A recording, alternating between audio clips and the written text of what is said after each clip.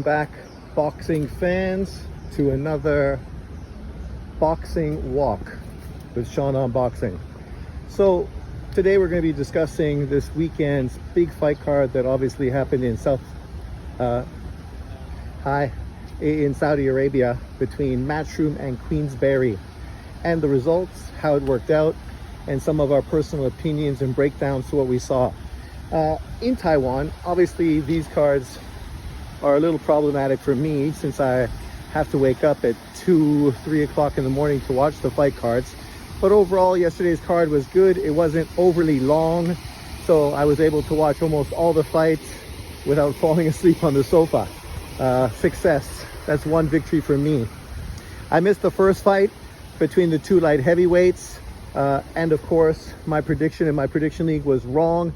I did expect the more experienced fighter who had been in with a far higher level of opponent to use his experience to end up getting the win. He was definitely outworked yesterday, ended up losing comprehensively.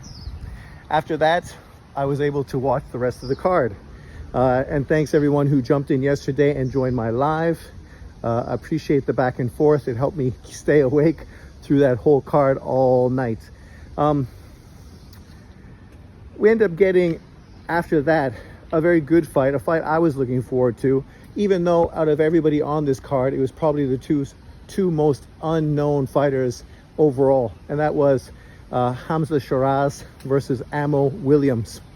Ammo Williams, a guy that was signed by Matchroom to help make their America debut quite a few years ago, and Hamza Shiraz, who UK fans are very familiar with, but people outside the UK don't really know much about him, except of course his spectacular victory recently against Liam Williams. So going into this fight, it was seen as a real step-up fight for both guys, an opportunity for them to showcase themselves, see where they are against similar level of opposition, and put themselves into that conversation for world title contention in what now is a pretty weak division in the middleweight division. Carlos Adames just became the WBC champion. Erislandy Lara is currently the WBA champion. And then of course you got Janibek, who is the WBO and IBF champion. Janibek, well, is obviously a very good fighter. At this point, the level of competition he's faced is pretty limited, so we still don't know a lot about him. Carlos Adames, obviously, we've been waiting for a while for him to get an opportunity. He didn't get an opportunity, but he inherited a belt. So now we'll see what he does moving forward now that he is the world champion. And of course, Erislandy Lara, future Hall of Famer, a fighter we're very familiar with, but a guy that's a little long in the tooth, and we don't expect too much from him moving forward. So it's always nice to bring new blood into this division to spice things up and obviously get people's attention. And that's exactly what happened. Hamza Shiraz went out there, used a dominant jab, which seemed pretty heavy, and a big right hand. Well, he does seem to be a little too 1-2 happy and doesn't really show a lot of depth and much skills overall in his gas tank or his tool bag. He obviously is a hard puncher. He definitely is a big guy for the division and has quite a bit of length. He was able to use that jab and that right hand to break down and really dominate Ammo Williams, who talked a big game, came out with a lot of energy and excitement early on in the fight, but it didn't take long for him to be battered down into submission. He did land one big punch early on in that fight, I think it was the second round, that did grab Hamza Shiraz's attention, which makes you wonder what kind of chin Hamza Shiraz really has at this weight. We've seen many fighters who are fighting probably in the wrong weight division, draining themselves down to have height and reach advantages against their opposition, eventually succumb to this weight loss and obviously not be as punch resistant as they probably would be if they were fighting up a division and in a division where they probably would be at their best.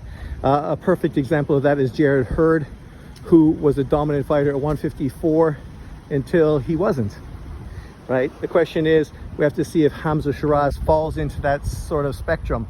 At this point, obviously he's young, so maybe he's not really struggling too much to make weight, but he did look a little chinny yesterday, and obviously when we see him in with better level of opposition, we'll find out how much of an issue that really is. But as far as his jab, his right hand, and his overall power, as well as sharp as he looked yesterday. He's definitely one to pay attention to. How would he do with the other 3 champions in the division? Carlos Adames has looked great recently now that he's been in this division, but it wasn't that long ago where he got beat by Teixeira, a very one-dimensional, long, lanky Brazilian fighter who beat him. So, you know, there's a lot of similarities between Hamza Shiraz and Teixeira. So it'd be interesting to see how that would unfold. You definitely have to say that Carlos Adames is much more a dynamic fighter, much more of an exciting style fighter as well. But the 2 styles between them, pretty exciting. And Hamza Shiraz is now, he is mandatory. We'll see how long it takes for the WBC to mandate that, but it's a fight I would be really excited to see. You have Erislandy Lara, who's drewn and lost to big fighters, obviously losing to Jared Hurd at 154 pounds.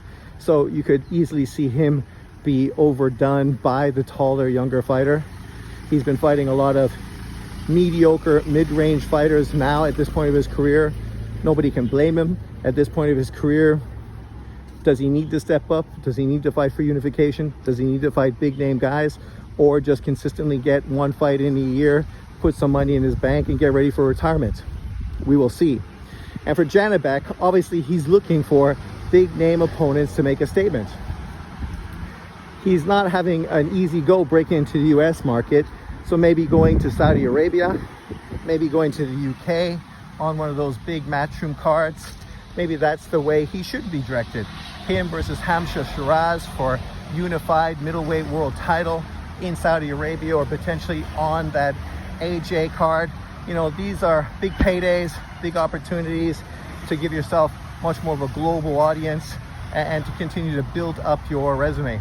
At this point, I do think Janibek is too good for Hamza Shiraz and would beat him. Skills do pay the bills when it comes to those 2 fighters, but who knows what will happen in a few more fights. In a few more fights, Hamza Shiraz could turn into a real monster. He definitely has the power, the length and the size, and the skill set. So we'll see what happens with him moving forward. But it's nice to have a new addition to the division. Then on the opposite side of that, instead of adding fighters to a division, we're losing fighters from a division, which is consistent. The 126-pound division seems to consistently lose fighters from that weight class, moving up to 130 pounds regularly, consistently, constantly. Is probably one of the biggest feeder divisions for what is a mediocre division of 130, right? Which then becomes a feeder division for 135, which obviously is a division people should be moving towards. But currently, when you look at 126, it's a division where fighters should be fighting. It's got tons of opponents, top level dudes, obviously promoter fighters from all the platforms, and you have some name opponents there as well. And potentially you have a potential superstar moving that division in Naoya the Monster Inoue. And when he does, if he does move to that division, it's going to be not to the extent of Canelo Alvarez, but it's going to be a big financial payday for any of the other fighters in that division that now potentially get an opportunity to face him, fight him for legacy and for money. Unfortunately for a guy like Raymond Ford, not only did he lose this weekend, surprisingly, I did think that his skill set and the grit and determination he showed in his last fight would be enough for him to overcome the short, one-dimensional come-forward fighter in Nick Bull. But the judges saw it a different way. They did not see what I saw. Unfortunately for Raymond Ford, I felt that he won the fight, and it was probably a pretty bad decision. And that was one that probably should have went Matchroom's direction. But, you know, this is boxing, so who is shocked? Who's surprised? Where's Bob Arum when we need him? But luckily for Raymond Ford, he is moving out of that division to 130, a division where probably we'll be able to see him at his best, not draining that extra 5 pounds, coming at 130, being stronger, and hopefully at that weight division, we'll get to see the best version of Raymond Ford. The problem is at 130, there's not a lot of opportunity for him to be involved in big fights, right? Not unless he moves up to 135, and now we're cooking with gas. But obviously that's probably not going to be his first move. We're probably going to see him try to get a title at 130 to become a 2-weight world champion. Maybe we could get to see him against a guy like Oshaki Foster. Maybe we could see him against Oscar Valdez. But outside of those two fighters, there's not much more going on at that weight division that's very exciting. So he's definitely going to be taking a drop in pay now that he's moving. What's going on with this area? They're cutting down all the trees, cutting down the trees. It's a shame. We don't like to see trees get cut down, especially in a big giant cement fucking bowl, but you know, what can you do? But let's get back to it. So Nick Ball, for him, this is the perfect scenario. Now he's a WBA world champion in a very, very packed division with a lot of potential opponents. He obviously has a big fan base with the UK behind him, just fought in Saudi Arabia. You know, opportunity is there for him, just like it has been for many other UK champions in this division. We'll see how he capitalizes on it, what fights potentially are in front of him. But now that he's in this division, a potential windfall with a Nui may not be far away, right? So we'll see what happens. But obviously now unification fights, big name opponents. You know, with that division, you can easily find 10 guys that are world champion level fighters. So there's a lot of competition, and that's why belts probably aren't going to be sticking in one particular person's hands for very long, which is both great, but also a little frustrating, especially when you're trying to develop one fighter that a Nui can fight for some big giant sort of event. Currently, there's nobody that fits that bill, but we'll see what happens moving forward. Let me know what you think. What should Ball do? Who should he fight? And as far as Raymond Ford, what do you think his next step is as far as fighting at 130 pounds? I can't say I'm excited about it because there's not really a lot of opposition. Oh, well, hold on. I forgot that Navarrete is also at this division as well, because obviously he just lost his last fight to become a 4-weight world champion. So he's going to move back down to be the WBO champion, which obviously he holds that title. So there's another potential opponent for him. That's not bad. So Valdez, Oshaki Foster, Navarrete, all top-ranked fighters. So for him, Raymond Ford, to get that fight, they're going to have to make sure that Matchroom and ESPN Top Rank negotiate to make it. But nonetheless, those are 3 good opponents. Solid opponents. I'd like to see him in with any of them. Then, after that, we started getting to the big fights of the card. The first one to really talk about is Daniel Dubois versus Hrgovic. Great victory for Daniel Dubois. I think he really answered a lot of questions. People were pretty excited after he beat Big Baby, especially with the way he beat him, showing that he could take a punch, showing that his gas tank was good, and that he was just, you know, better than people were giving him credit for after his losses previously, where it looked like maybe he lacked a little bit of heart. For Hrgovic, this was a guy that's been around for a long time. People had high hopes, but yet the question was, when is he going to step in and face somebody that's actually going to be a legitimate test? A lot of people were walking away from it, not too interested in taking that risk-reward scenario. But obviously now with Saudi Arabia behind him, it was the perfect scenario to give him a big-name opponent like Daniel Dubois in a real 50-50 fight. And I think the way the fight unfolded, you could see that it was really a 50-50 fight. I mean, I would not be sad to see those two guys rematch. Not at all. Because it was probably one of the more exciting back and forth heavyweight matchups we've seen in quite a long time. Both guys giving as good as they got. Daniel Dubois, a little dirty, a lot of headbutts in that fight, a little bit of low blows in that fight as well, which of course we noticed in his Usyk fight. But I think those headbutts definitely benefited him and hurt Hrgovic. Hrgovic ended up getting 2 cuts, which ended up leading to the stoppage. And my question was, because of course I was watching the fight, but I wasn't listening to it because I was commentating at the same time. So I don't know if any of those headbutts were considered, or those cuts were considered a result of headbutts.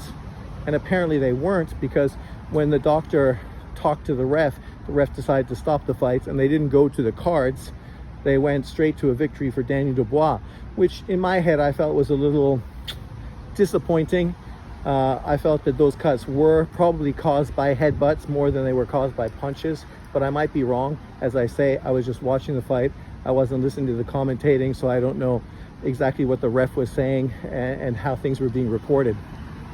So let me know in the comment section below. But I definitely think that Daniel Dubois was starting to take control of that fight and look like potentially he could get the stoppage. And that's also what's a little disappointing. If he could have literally went out there and knocked out Hrgović, that would have been a sensational victory for him, right? That would have been all over all the newspapers in England. It obviously would have been, you know, you get that big knockout punch preview all over ESPN. So really, that would have been the perfect sort of scenario for him. But nonetheless, he's happy to get the win. Now he's in the conversation for an Anthony Joshua fight later this year in Wembley, London, against AJ on what would be a humongous card, obviously sponsored by Saudi Arabia. There's talk about this also being a 5-on-5 card, so you know that Eddie Hearn is going to want to get revenge against Queensberry, Frank Warren, who 5-0'd him in this past card. And so that will be interesting. It'll be interesting to see what matchups can be on it as far as the in-house opponents. Obviously Dubois is a Queensberry fighter. AJ is a Matchroom fighter. So for the top of the card, that is the perfect fight to put there. It's obviously a great matchup between two very good heavyweights, and both represent their promotional company very well. So let's see how that unfolds and who ends up getting that big fight with AJ. But I do hope it's Dubois. Obviously it's not the fight we were hoping for, but you got to roll with the punches. As a secondary fight, this is not too shabby. And you know, maybe we can make a video discussing who will be on the undercard of that Queensberry Matchroom 2.0 England card. But then we get to the fight of the night, the big fight, which, as I said in my prediction, could be wonderful, could be terrible. We're having two hard punchers, both very tentative, both fighters that don't throw a lot of punches. So unlike the fight with Hrgović and Dubois, which is a very exciting back and forth fight, Wilder versus Zhang could have really been a bit of a 1980s retro throwback fight. A lot of hugging, a lot of hitting on the holding, and just not a lot of action. And it did seem as if that was the direction it was going. It did seem like both guys were a little too tentative, not willing to really put themselves out there to get victory, but just not wanting to make a mistake to allow the other guy to get victory. And the way it ended up, that's exactly what happened.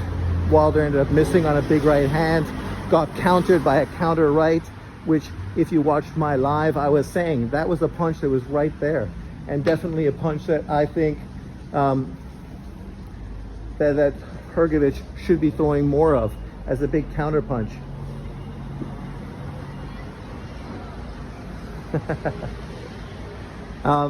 But nonetheless, it was a spectacular knockout. And now brings the question, what's going to happen with Zhang moving forward? A fight I wouldn't mind would be Ajit Kabial. Ajit Kabial has made great statements on these Saudi cards. You throw him with Zhang, that's a really, really good fight. I predict Kabial to beat him. I think his body work, his better gas tank, and his action would be kind of similar to a Parker, except probably even more effective than Parker was. And even down the road, Ajit Kabial versus Parker, that could be a fucking fight of the year. I know that right now, Zhang is hoping to get that rematch with Anthony Joshua after he lost to him in the Olympics. He's hoping to get that big opportunity in the pros. And I understand that's a huge money fight for him. Obviously, it'd be huge for China to have a Chinese fighter represent them in such a big event. But on this card, I definitely think a Matchroom Queensberry fight card makes more sense, depending on what goes on. Obviously, Zhang is getting older, wants to cash out and take the opportunity while he can. And we will see how it unfolds, but I don't expect it to be next. Hopefully, it could be a guy like Ajit Kabial. That would be a great fight. You put that on the undercard of one of these Saudi Arabian cards. and it just helps build him up more, gives him a big payday, and we can see what happens following that. For Deontay Wilder, what's next? He was talking about retirement going into this fight. I talked about how that's not a good omen when you go into a fight discussing retirement. It's kind of like you got 1 foot in and 1 foot out the door. And basically that's kind of how Wilder looked last night. You know, I thought he looked shot in the Parker fight, and he definitely looked just as shot in this fight. He did not look good. That's why I said I thought that Zhang probably would knock him out, and that's exactly what happened. It took a few more rounds than anticipated, but nonetheless, Zhang did come through, giving me one of my fight predictions correctly. For Wilder, you know, what's left? It's not like he's dead. We don't need to mourn him. He had a good career, made a lot of money. Unfortunately, some fights that should have happened didn't happen. Some fights he could have had didn't have. But overall, the 3-fight trilogy with Fury is legendary. It's going to be one of those fight card trilogies that gets tons of attention moving forward, right? You know, even though people feel he lost all 3 fights, they were entertaining and exciting at the same point. So, you know, that's like Ward versus Gaddy. Those fights, whether you win, whether you lose, they remain part of history. So, you know, Wilder definitely has that going for him.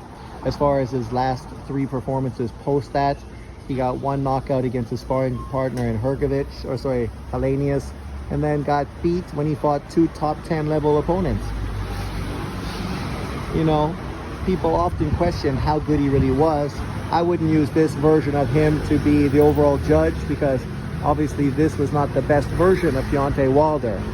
But this shows you what people have always said. When you're a limited fighter, you age out quickly because you have nowhere else to go. You don't have the tools in your toolbox to adapt and deal with that age that you're suffering, right? And we've seen this throughout history with many fighters. Roy Jones had to suffer through this as well in his career, and Roy Jones was a superstar fighter. So there's no shock that Deontay Wilder is currently going through this. We saw Golovkin sort of go through similar situations. The difference was Golovkin always had a great jab and a great chin. And with that jab and with that chin, he was able to be competitive regardless of who he was in with. But we move on. Unfortunately, I was hoping that Wilder would win that fight. I would have loved to see that Wilder-AJ card in Wembley. It would have been huge, would have got tons of attention. And of course, being an AJ fan, I would have loved to see him be the guy to retire Deontay Wilder, especially after all the back and forth between Wilder fans during that whole sort of time frame. You know, karma is a bitch, and I would have loved to see it work out that way.